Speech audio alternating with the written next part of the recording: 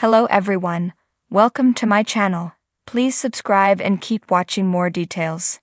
Cohen rebukes Martina Navratilova's anti-surrogacy stance on air. In a recent and candid exchange that has captivated both gossip and social commentary circles, Cohen publicly challenged Martina Navratilova's controversial statements regarding surrogacy, labeling them ill-informed and dumb.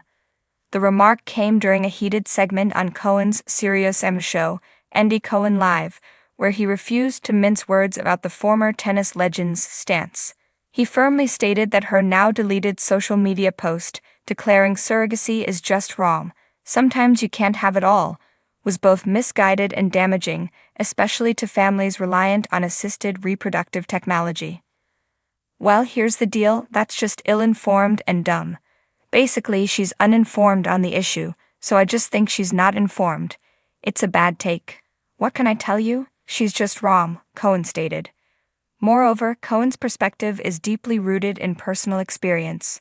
As a father to 2 children born via gestational surrogacy, he not only lives the practice he defends but also played a vital role in helping legalize it in New York, culminating in the passage of the Child Parent Security Act. Complicating the narrative further is the viewpoint of Julia Lemigova, Navratilova's wife and Real Housewives of Miami star. On an episode of Watch What Happens Live, hosted by Cohen himself, Lemigova distanced herself from her wife's viewpoint. "Martina and I share a bed, but we don't share a brain," she declared, underscoring her personal support for surrogacy and suggesting that Navratilova's comments were taken out of context. Nevertheless, Cohen remained unyielding. Despite Lemigova's efforts to soften the blow, he emphasized that the original message was explicit and needed addressing. He plans to bring the topic up again at the upcoming Real Housewives of Miami reunion, though Navratilova herself will not attend.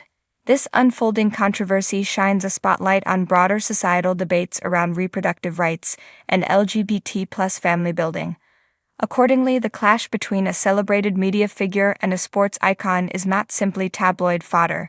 It's emblematic of evolving conversations regarding choice, support, and the dignity of families born through modern reproductive methods. The tension in the Watch What Happens Live studio that night wasn't just palpable, it was practically humming in the air like the static before a summer storm. Cohen sat in his signature chair, cards in hand, that gleam of late-night mischief in his eyes. But behind the grin, there was a flicker of something else. A readiness, a steeliness that longtime viewers recognized. Andy wasn't just about to ask questions, he was about to make a point. His guest, Martina Navratilova, tennis legend and outspoken social commentator, leaned back in her chair with the relaxed confidence of someone who'd spent decades in the public eye. Her reputation for speaking her mind preceded her, and tonight she'd come ready to talk about everything from Wimbledon memories to her thoughts on modern social issues. The small talk rolled along easily at first. They laughed about the outrageous fashion of the 80s, shared memories of celebrity parties, and even bantered about who would win in a pickleball match. But as Andy shuffled his cards, the conversation turned, gently at first, toward parenthood, family, and surrogacy. Andy leaned forward, the studio lights catching the sharp lines of his expression. "So, Martina," he began, "you've been vocal lately about your stance on surrogacy, that it's something you fundamentally disagree with. Can you walk us through that for our viewers?" Martina, never one to mince words, nodded. "I just think surrogacy is wrong," she said plainly. "It's exploitative. It's treating women like machines. I don't believe in renting a womb, no matter how you frame it. Adoption is a wonderful option. There are so many children who need homes." The audience gave a polite murmur, but Andy's lips pressed together ever so slightly, a sure sign he was building to something. "Okay," he said slowly, "but let me tell you my perspective." The energy in the studio shifted. This wasn't going to be a neutral back and forth. Andy set his cue cards down and folded his hands, looking directly at Martina. "I had my son and daughter through surrogacy, you know that, and I've spoken about it openly.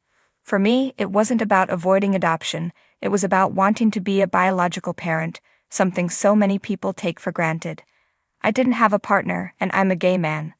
Surrogacy was the only way for me to have the family I dreamed about, and I can tell you there was no exploitation.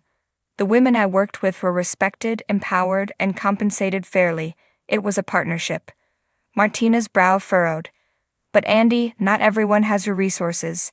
Most surrogacy arrangements happen because women need the money, and the risk of coercion is real. Andy nodded, quickly, firmly. I'm not denying that there are unethical situations, but that's true of almost any system, adoption included. The answer isn't banning it outright. The answer is regulation, oversight, and respect for everyone involved.